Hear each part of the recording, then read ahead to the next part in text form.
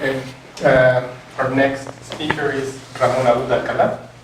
His talk is quantum functors and generalized morphisms between skew monoidales. Monoidales. Monoidales. Actually, it's as. Okay, so I didn't copy it properly. Okay, so all the talk it's gonna be within the context of monoidal bicategory. So I'm gonna just give you a small introduction of monoidal bicategories. So that's gonna be like I'm gonna do this like so. What is it?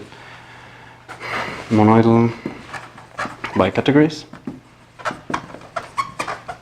Then I'm gonna talk about the problem, and at the same time I'm gonna give some preliminaries.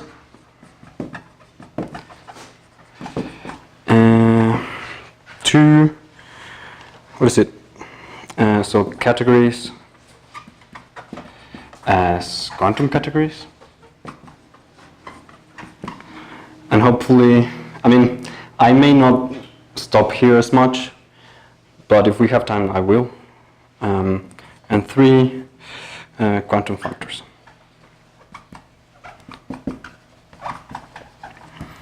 Okay, so 0. So a monoidal bicategory, I'm going to be calling it M.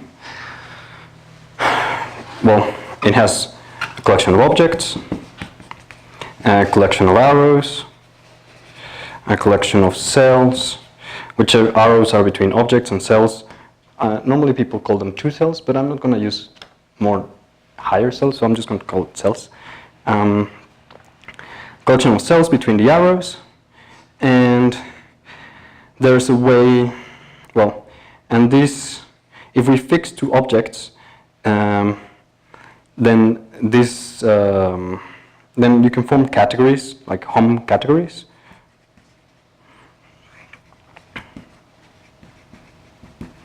This is, I'm just trying to make a comparison with actual categories. So you have hom sets, and here you have hom categories. And then you have composition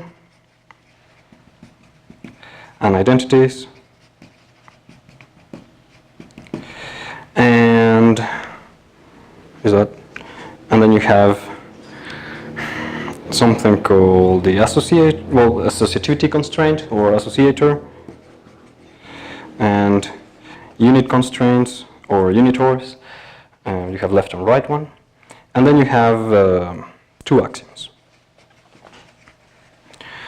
And this is just the bicategory part. Then you have the monoidal part where you have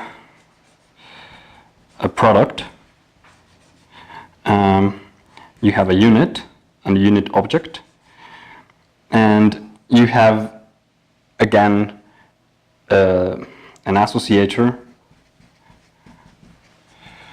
I'm going to be denoting the product normally, as Omar said, you denote it by like a tensor, but I'm going to not do that because it's going to be too much writing. So I'm just going to denote it as that. Nothing. So it's just going to be concatenation. And you have left and right units, or unitors.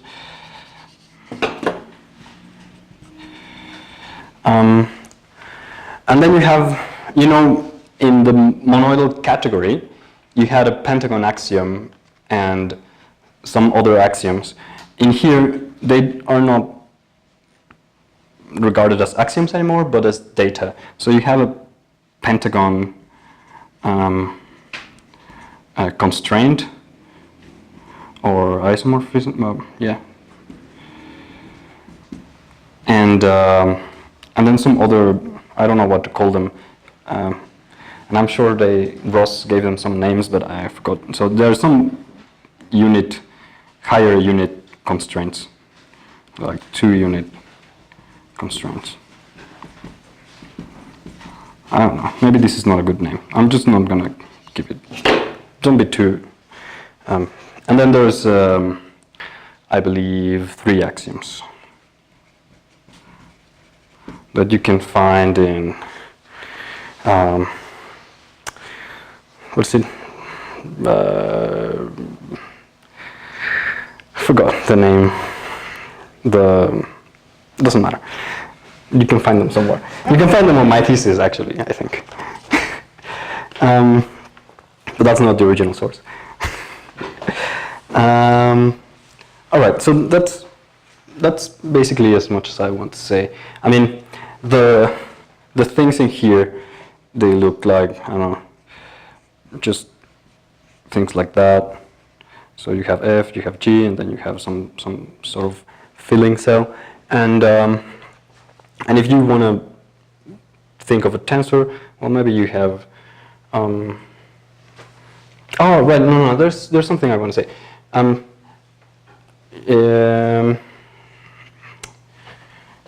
Yeah. So I'm taking too long in here, but it doesn't matter. So maybe this is the tensor product of 2 things. If you want to tensor 2 arrows, you have 2 ways to do this. And so you have from x to y and from x prime to y prime. Then you can go like this, and then you can go like that. One is the identity on whatever it's there. Y, x prime, and then what am I doing here? This is f1 and this is 1 f prime, right? And these are, you have these kind of isomorphisms. Every other instance of the pentagon or the unit or these associators and unitars, I'm not going to be drawing them today, and nobody does in general. But these ones, it's useful to do. Okay, so that's as much as I want to say. Now, example, the main example that I'm working on, is, of course, cat is an example of this, right? So you can think of this as categories, this as functors, and these are natural transformations, and the product as the Cartesian product, and that works pretty well.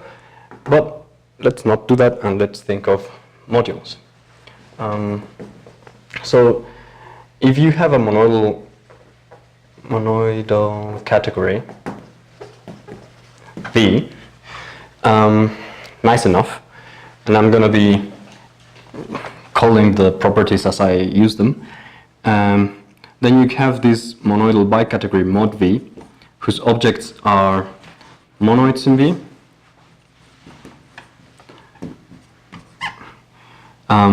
and arrows. You can think, if this is a bit too complicated for you, you can think of V as being abelian groups, and then these become rings, right? Monoids in the category of abelian groups are rings, and then arrows from one monoid to another monoid is are modules. So left R, right S modules, and then cells are module morphisms from M to N in V, right? Modules in G.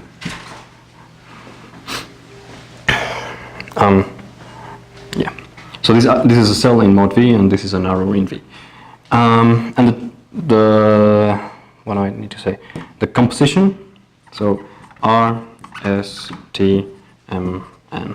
So this is the tensor product over the middle monoid, which exists if V has reflexive coequalizers, which is how you define that thing. So V, it's reflexive coequalizers. The units from R to R are just the same monoid R regarded as a module by its sides, and the tensor product is defined as the product in V, induced by the product in V, that of V.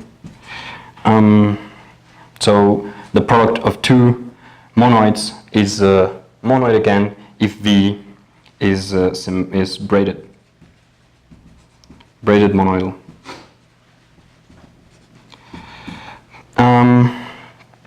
And the unit is the same, I with the trivial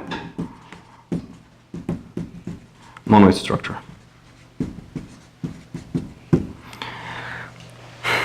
Okay, so that's pretty nice.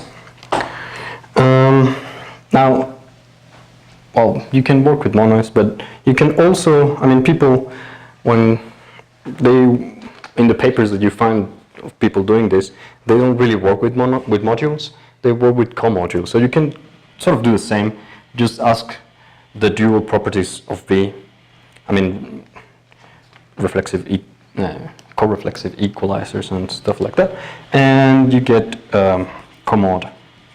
You get another monoidal bicategory, and you can relate the two of them by this small equation,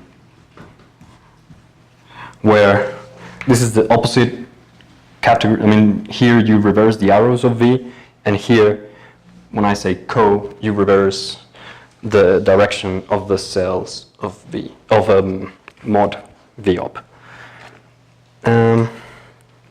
And a very, very nice exercise is to show the following. So you have co-mod set, and you can prove that this is another known bicategory, which is called span of, well, you can do the construction of span for any Cartesian monoidal category with pullbacks or something like that.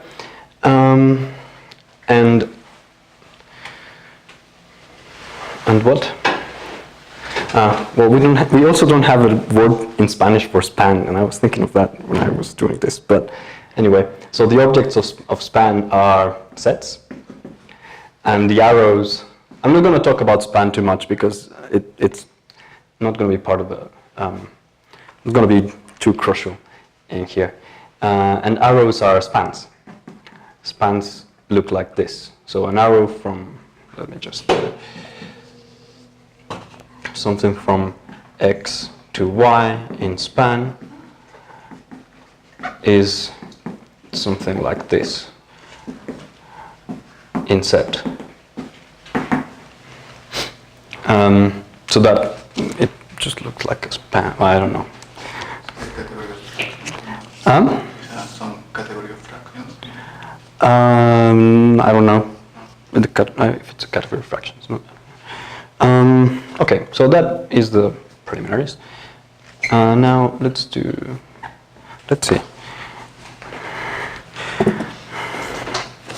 Okay. One.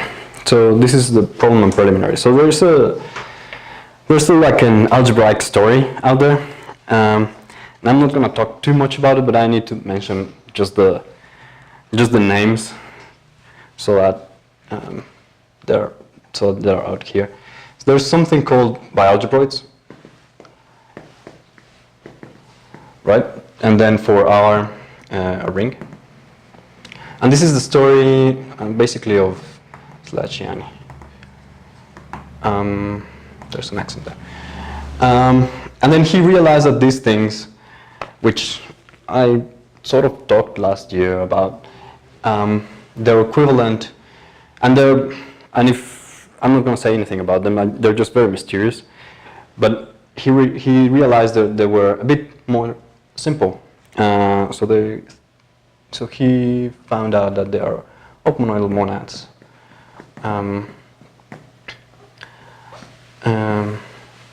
On the category of two-sided modules of the ring.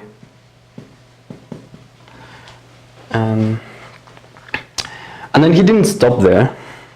He then went on and published a second paper to show that these things are then equivalent to closed, skew, monoid,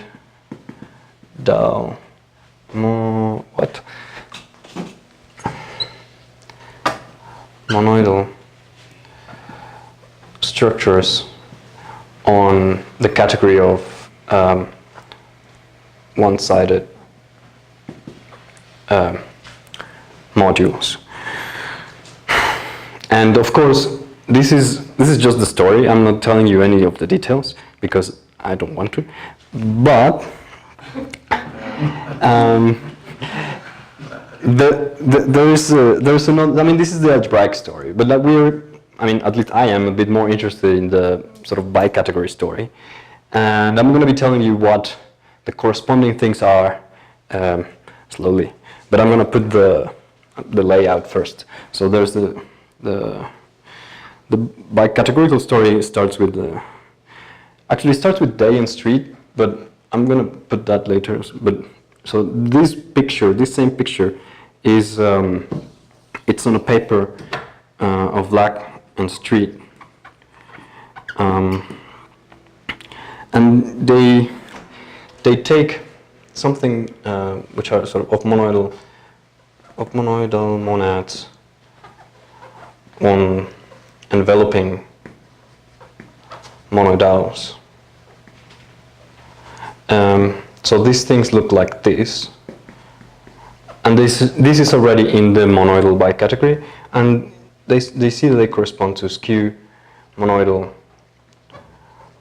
structures on R with fixed unit.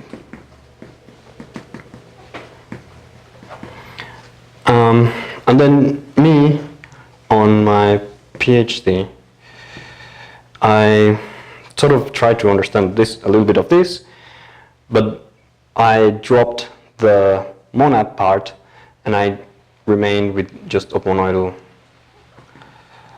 arrows on enveloping monoidals. So you get R into S sub S. And I found out these things correspond to something that I called Oblak's actions. And they look sort of like this. So I'm going to tell you what a skew monoidal is at this point. So a skew monoidal is a generalization of a monoidal, which is at the same time a generalization of a monoidal category. So it's an object. Maybe I shouldn't draw lines. It's an object together with a multiplication. Sorry. And a unit. And it has an associativity constraint.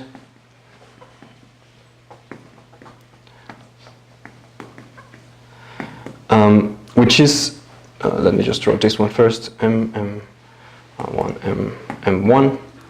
And it's not necessarily invertible as in the case of a monoidal category. That's the skew part.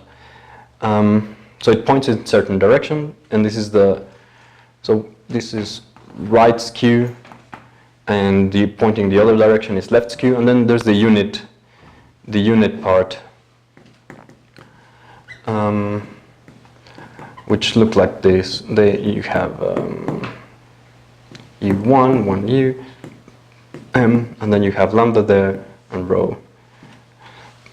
And these are the left, and they satisfy 5 axioms, right?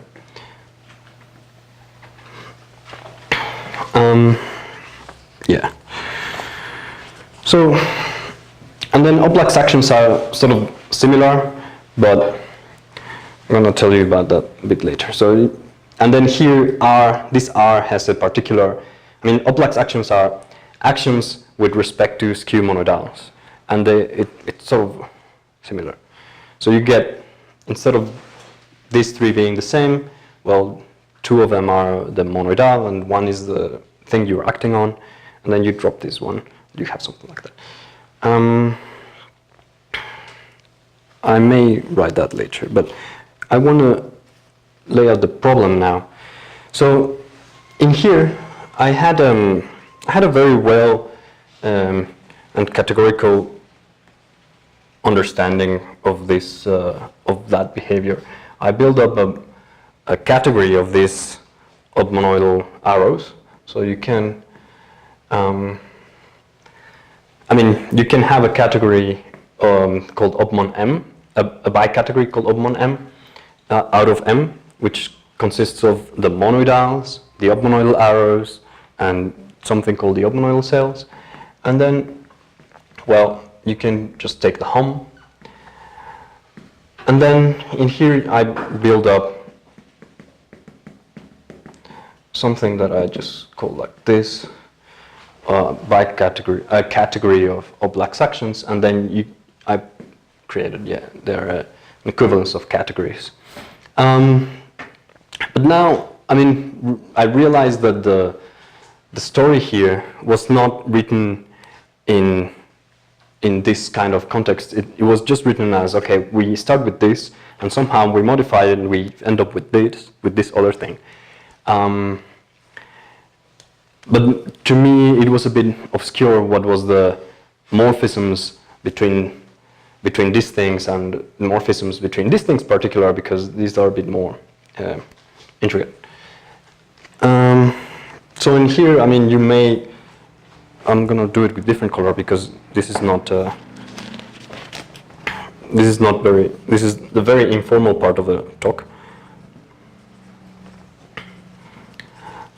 So obmonoidal monads in M between R of R, right? And then skew. Basically, because this is fixed, I'm only thinking of the skew product with fixed unit in M and over R. But this thing is really mysterious. I have no idea what that is. Well, at least not at this point. So that's going to be the talk. That is going to be trying to solve what to put as morphisms here, and maybe even a second like transformations or something. Now let's move on to just some 1.1. I'm going to tell you about bidualities and transposition. At this point, I want to explain to you what's the process of going from here to here at the level of arrows. Well, an object. The structure arrow. So this arrow and that arrow. An object R has a right bidual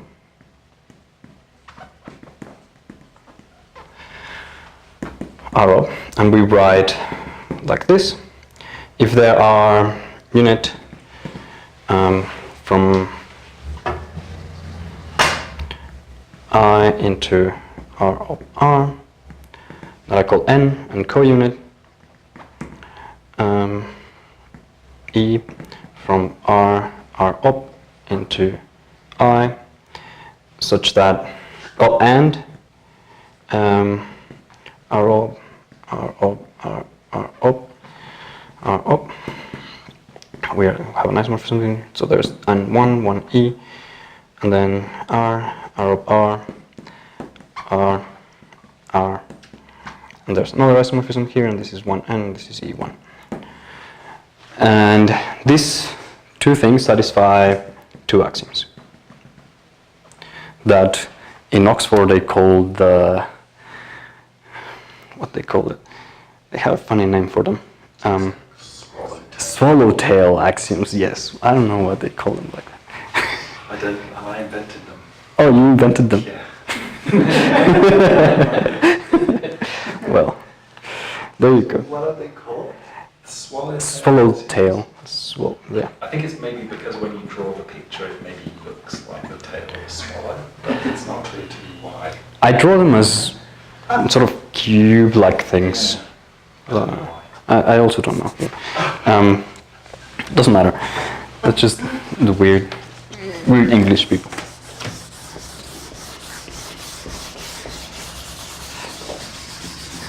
It may have to do with the shape they made in string diagram notation, but as well, I have no idea. What do I want to say here? I'd call that the tom. The tom? The tom, what's it called? It's due to tom. It's a, Oh, THOM? Yeah. Yeah. what's it called? It's a tom catastrophe of some sort. I don't know. Right. So I want to give you an example of a monoidal. Oh, right. I didn't say what a monoidal is. This is Q monoidal. A monoidal is one where this is an isomorphism, this is an isomorphism, that's an isomorphism. And instead of 5 axioms, now you just need 2. Because there's some argument by Kelly that's magical and then everything just happens. Well, it's not magical, it's just mathematical. So in the same way that adjunctions induce monads, and I don't know if you are familiar with vector spaces and duals of vector spaces, they induce monoids or algebras in the category of vector spaces. In here, these by duals induce monoidals. So the object R of R has a monoidal structure, has a monoidal structure, given by 1E1. So, and that's a product, and the unit, it's the same unit, and associativity and the unit constraints are just induced by those. You just have to arrange them properly. They look like this. I'm not going to do it.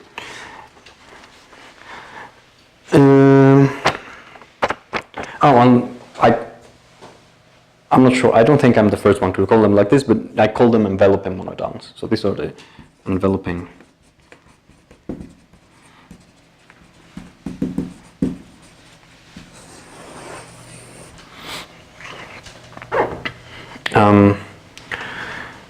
So we start getting some of the things that I'm talking about in there. Now I'm going to tell you what a monoidal arrow is. An monoidal arrow from M to N, and I think at this point we just need monoidal arrows between monoidals. But you can define them for skew monoidals as well. It's an arrow in the monoidal bicategory, and together with a product constraint.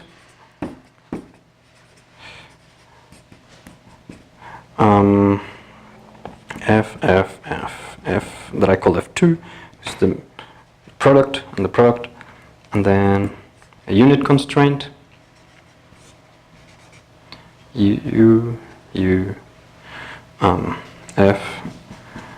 F0, and then it satisfies 3 axioms.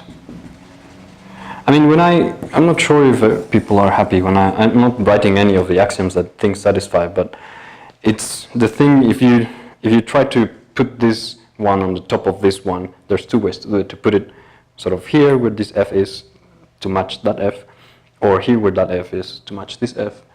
And this one you can sort of do put 2 of these ones and match this F with one of these Fs, and there's 2 ways to do it, and those things are equal. And it's just basically like a pentagon kind of thing.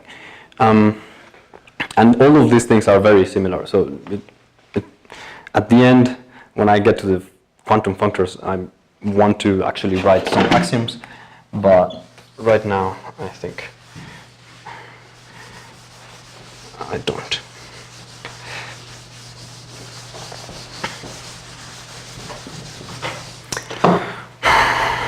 Okay, so now I can tell you a little bit of how the theorem that one, the black and street, how it works.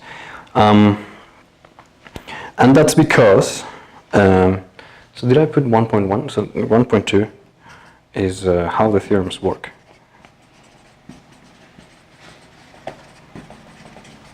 Or what's the idea? And basically the idea is this business that I call, well,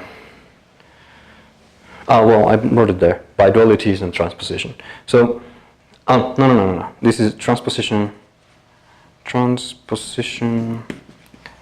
and of monadicity.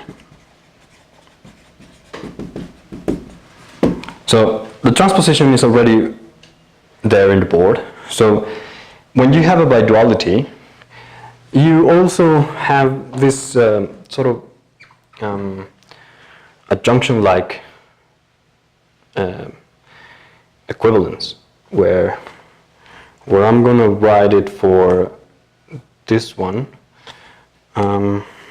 because that's the one I'm going to use there.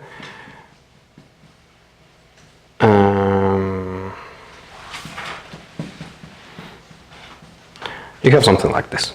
So you can move the S up into the other side, and it turns into an S.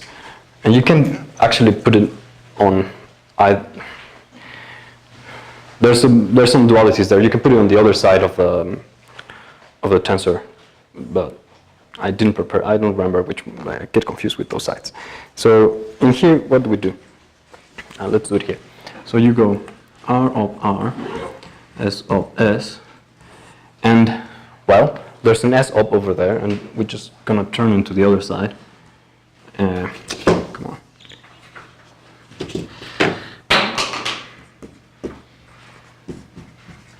Okay, so that's the first step, and it's just transposition. And then all the obmonoidal,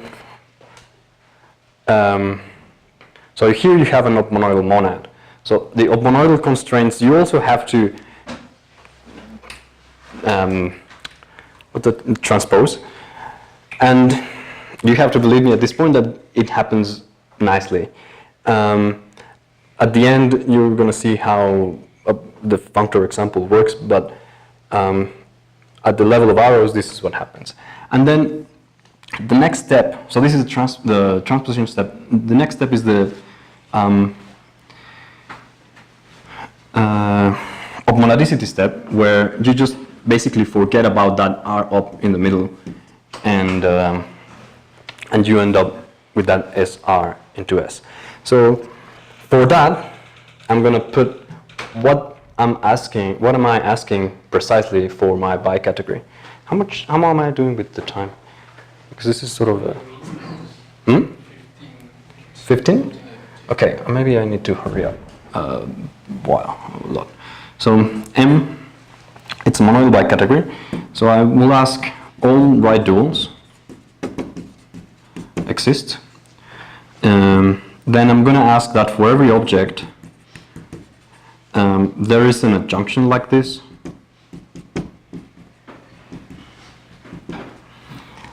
This is a bit of a funny thing, but basically, apart from that, for this adjunction, you can dualize adjunctions, and then they look like that.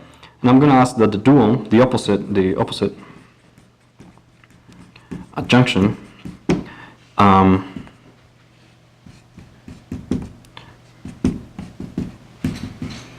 is obmonadic.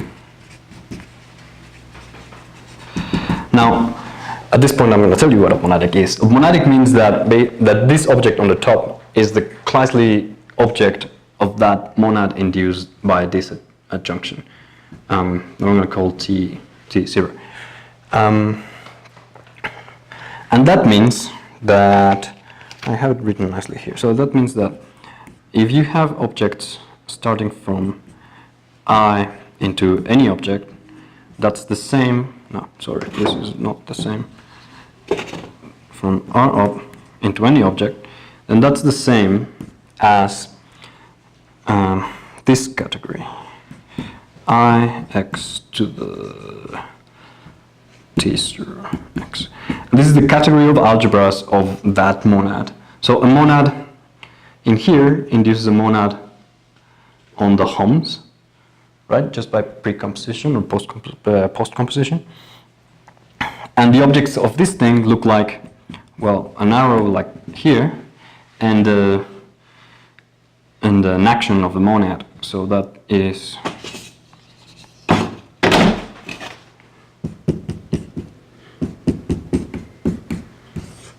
so that's little x, and this is an action, and this is the monad. And then, well, this has to be associative and all the nice things you asked for actions. And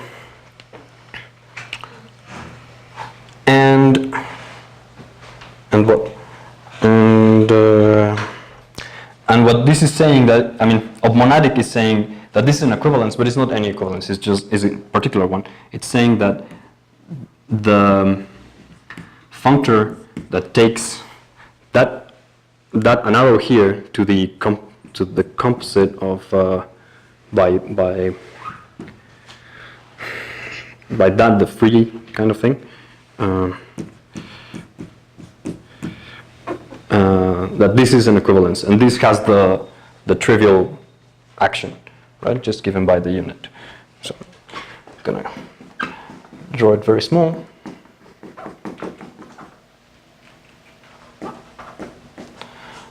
I'm not sure if I'm gonna have time. So that's epsilon. Well, the epsilon from the epsilon 0. Yes, and here, yeah, from here to here, you just pre-compose with that thing. So I mean, but then you need, I mean, if you're paying attention a lot, then you will realize that to actually do that, you need that tensoring with objects preserves of monadicity. Because you have to pre-compose with this one, but tensor on the right by S, on the left by R. And then you need another technical condition, which is like composing with arrows preserves reflexive equalizers on the homes, in the homes. And I want to keep this one. What's next?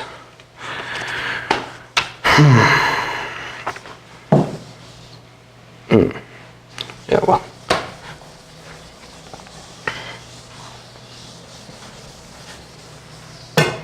Okay, so this condition, it's going to give you precisely the monoidal structure on R, and that's a very useful lemma that I'm going to write here. So adjunctions of this shape, of this form, induce skew monoidal.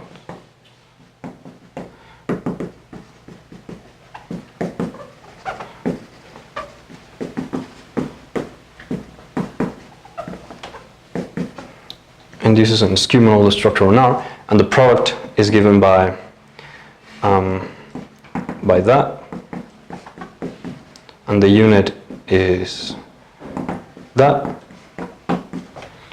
The associator is invertible. It's just an instance of I'm going to write it down.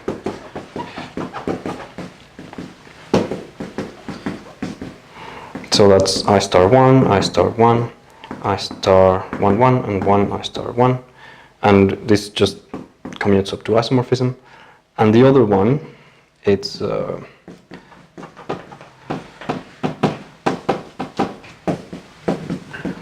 this is I star 1, no, that's the lower star.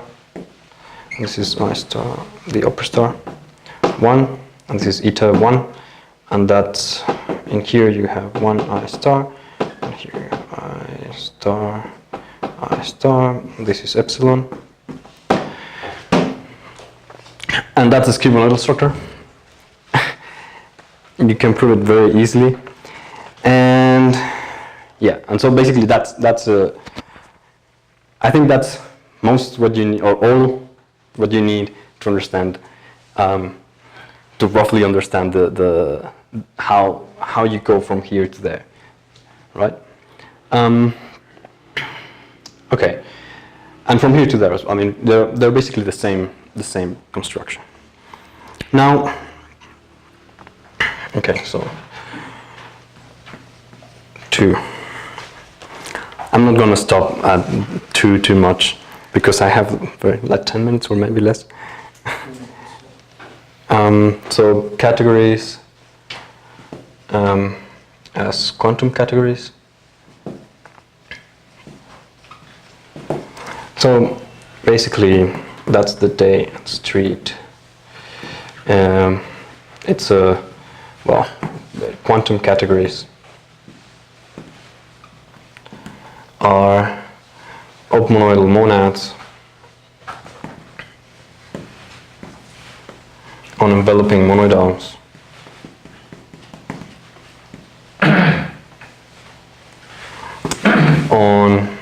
in mod V for a monoidal category V, for a suitable monoidal category V. And well, if you pick V equal to ab or to vect, then quantum categories are bialgebroids.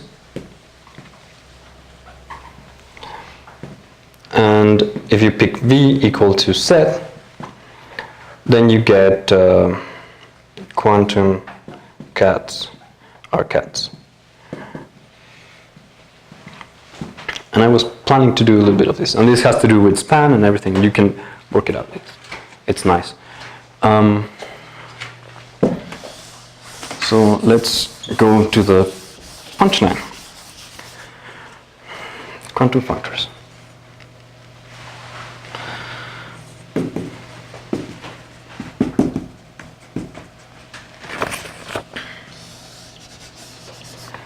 And okay, so there is a paper by a student of Steve called Dimitri Chikladze, and he has a definition for quantum functor.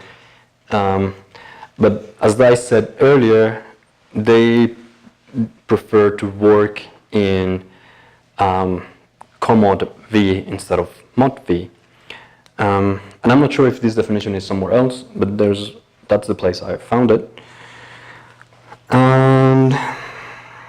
And it's the following. So do I have it here? No, it's the next page. Finish the first page.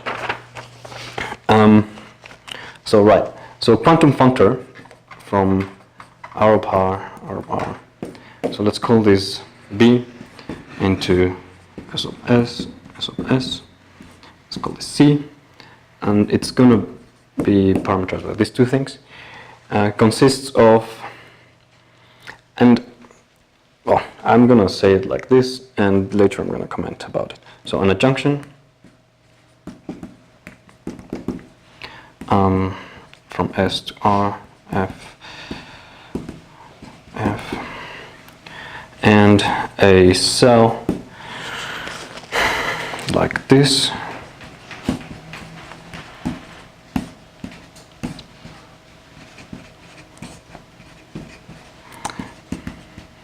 Sorry.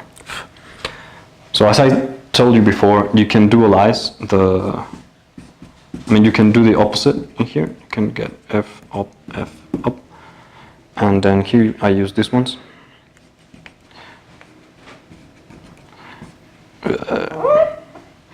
And in here this goes that way, phi, this is B and this is C. And it satisfies 4 axioms. How much time do I have? Like 2 minutes? 15. 15? Oh, okay. I'm going to write those axioms then.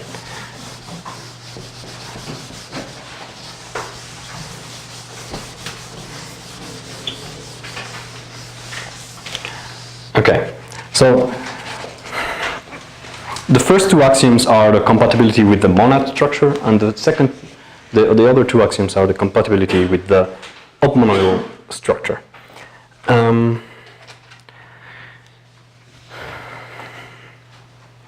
Yes, so the ones with the monad structure, I'm not going to draw very thoughtfully, so I'm just going to do a rough. This is a multiplication, and basically that's phi, and this is C, this is C, this is B, and that's B again, and this has to be equal to, this has the same shape, and this is C, that's the multiplication of C, and here, well, this is phi. So that's the first axiom. Then, is it okay? I guess it's okay. Then the second one is the one with the unit, and it looks like that.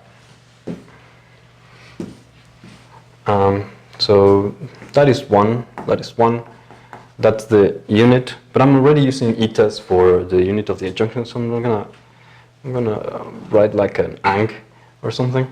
That's B, that's B, that's C, that's 1, and that's the unit of the adjunction, and this is phi. The other two I'm going to draw a bit more explicitly because they come with nice. There's a nice lemma that I want to put just after this because. So I'm going to put phi here. So this is our R. So that's going to be phi, and then here, well, I need this goes down. R.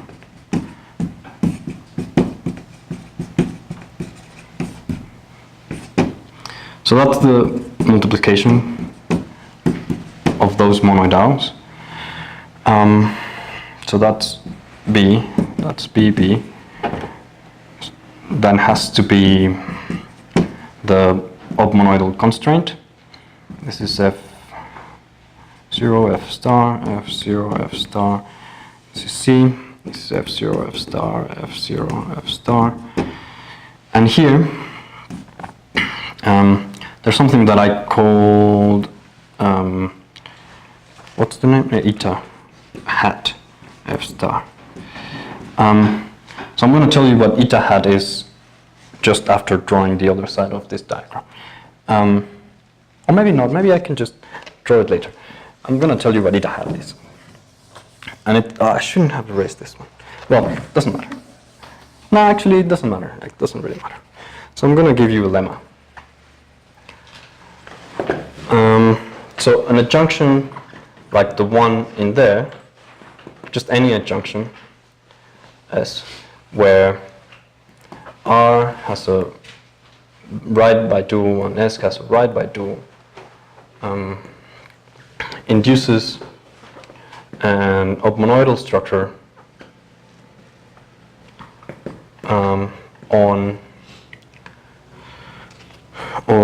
I have to get the things right. This one. And it's given by, well, that's the monoidal product constraint, and something I call that is the unit constraint, where these ones are this one. So note that you have that equivalence by dual. And in here, who lives there? The unit of this adjunction lives there, right? Well, eta hat is the thing that lives here. And then you do something similar for the counit. So you go turn it into the other side. Am I getting this? Maybe this is R up.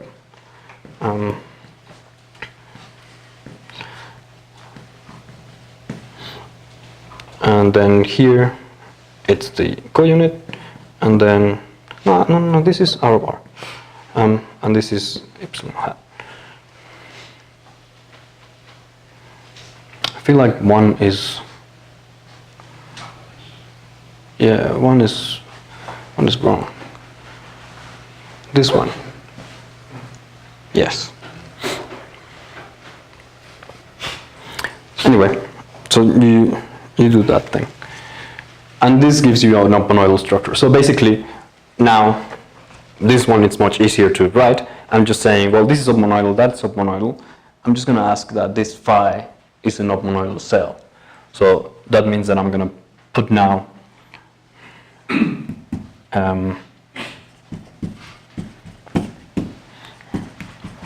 I'm going to put the phi twice here, and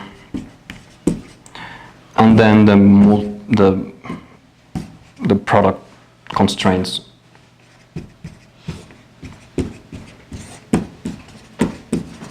Right, so here, so what, this is BB, that's C, that's C, that's the F0, F star, F0, F star, well there's, and then here there's that one, F0, eta, check, F star, and here C2, 1E1, and here's 1E1 as well, and here's 1E1, and here is that. 0 star. And there's the unit axiom that maybe I shouldn't draw at this point. Perhaps you're a bit tired. But now it's time to actually do some I'm not gonna say proofs because I'm not gonna be very rigorous, but I'm going to tell you how the transposition step works and how the opmonadic step works. So, transposition step. So, you take one of those phi's. Oh, I forgot to say something. In the case of Dimitri, he actually doesn't ask for this adjunction per se. He asked for, because he's working in commod, or maybe I'm gonna say, because I dualize everything so it looks like in mod. Because he's working in a Y category like this, he asks for an arrow in the underlying monoidal category, and those arrows induce adjunctions like this. But because I want to do all my thinking in an arbitrary monoidal Y category, I just put the adjunction like this for now. So that's something I wanted to say. So I'm gonna dualize, and this is gonna look like this. So R of R, S of S, and this on the top and on the bottom is the same thing as I had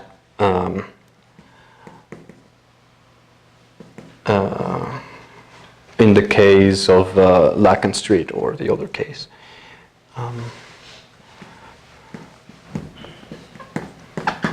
So that's F star, that's F star, F0, F star, and in here you have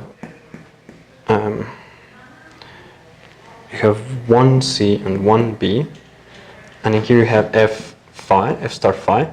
This is F star, F0, F star. And in here you have eta check F star. So if you start with something like phi, you go to something of this shape, and okay, well that's sort of like it's a sort of transpose. So then if you have something of that shape,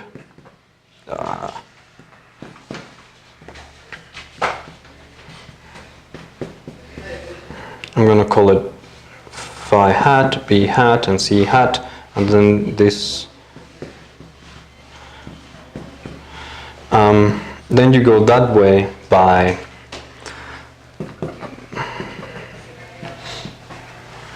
by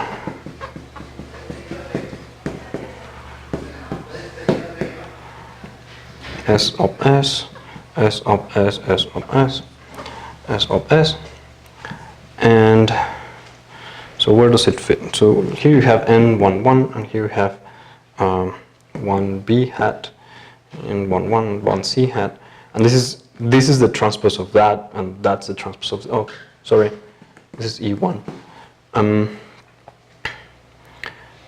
In here you write 1 phi hat, and in here you have epsilon check 1 1. No, F, well, the F's, F, F0, F star.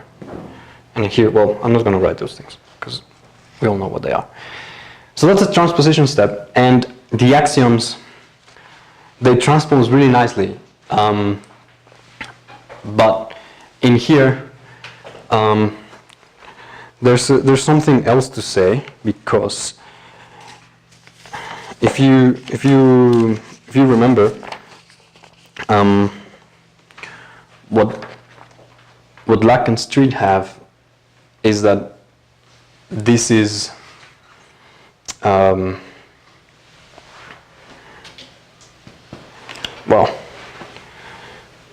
I didn't mention that, but what Lack and Street have is that this has more structure. It's like a skew monoidal with a weird product. Maybe I don't know how to say this at this point without confusing the audience completely.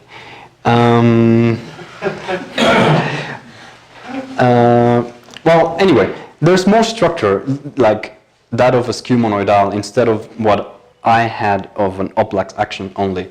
What I found is that this is clearly a monoidal, R of R, and that acts on R. You have an action there. And this axiom translates into the preservation of that action. And all of the rest axioms translate into, well, the rest of the axioms, they translate nicely. But then because this is a bit more rich, just as Lack and Street realize, that axiom is actually included in some other axiom that you can also find within the associativity constraint of this structure. So there's only in here you have all those 4 axioms.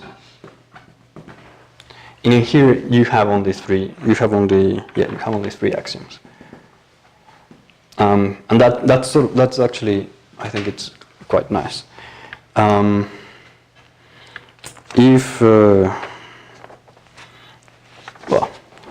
that's a transposition step. Now for the obmonadicity step, there's only one way to go. So from one thing like this, do I have it here? It's on the last page. From one thing like that, it's actually quite simple.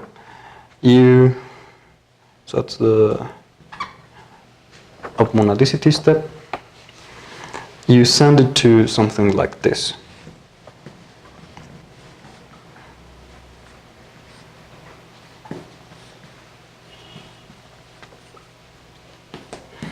Well, I mean, this is basically just the same process. So that's the C hat, that's the B hat. I'm now drawing these ones the other way around. So that's F star, F star, that's F star, F0, F star, that's F star, that's phi hat. And what do we have here? This is just an isomorphism. Yes, I need to mention something. You need to ask for this adjunction so that isomorphism it's there. So basically, this adjunction has to be compatible with the structure that I mentioned of the chosen adjunctions for each of these ones. Basically, that means that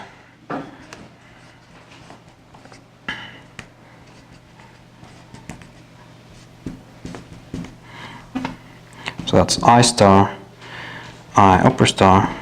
Oh, no, I'm drawing this the other way around. Here. I. So that's J star, J upper star. This has to be equal, well, I'm just going to draw isomorphic. So that right adjoint, it's going to be isomorphic to this right adjoint, and that left adjoint is going to be, did I say left and right in the wrong order? Yeah, it doesn't matter. So that composite is isomorphic to this composite. I mean to this arrow. So you get this shape here. And yeah, that's it. And if you want to ask me, I mean that's basically the end of the talk. There's 3 axioms here. I mean for things of this shape. They look like this.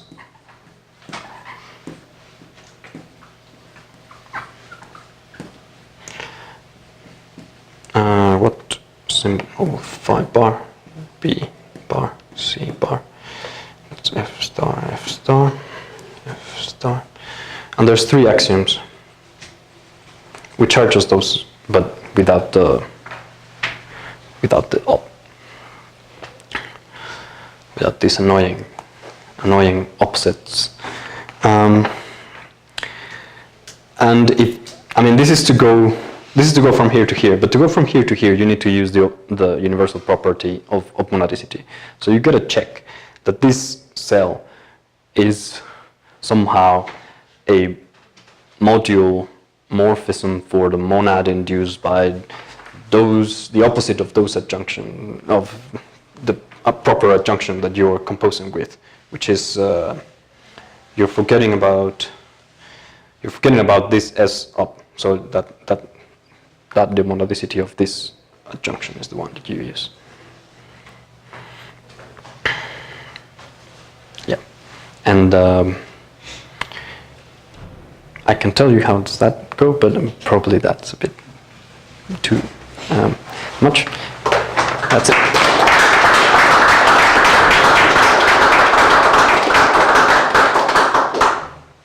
Any questions? Only about that you are using the adjective quantum.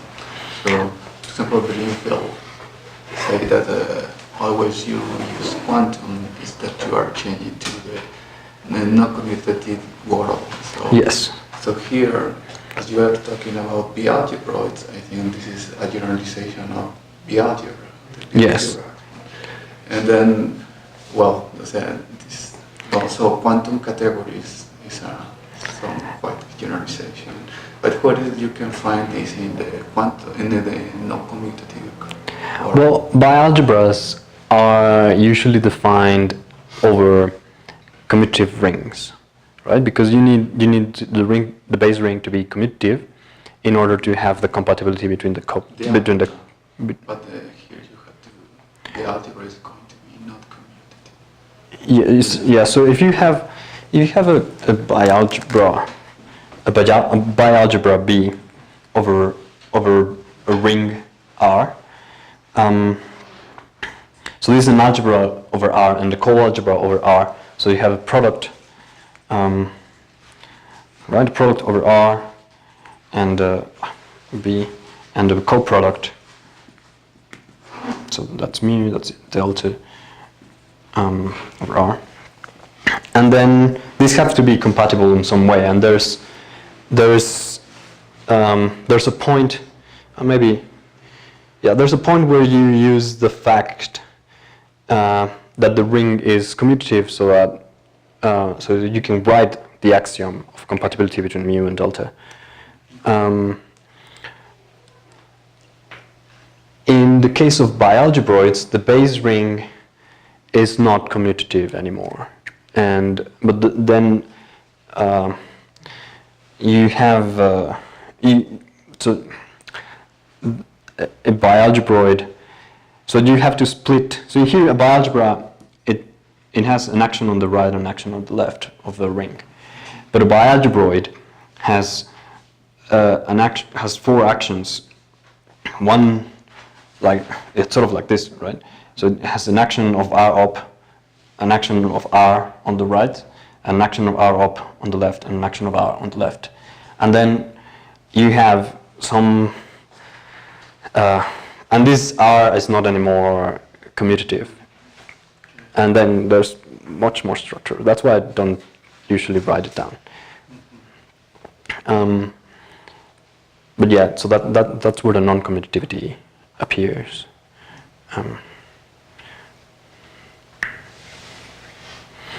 Any question?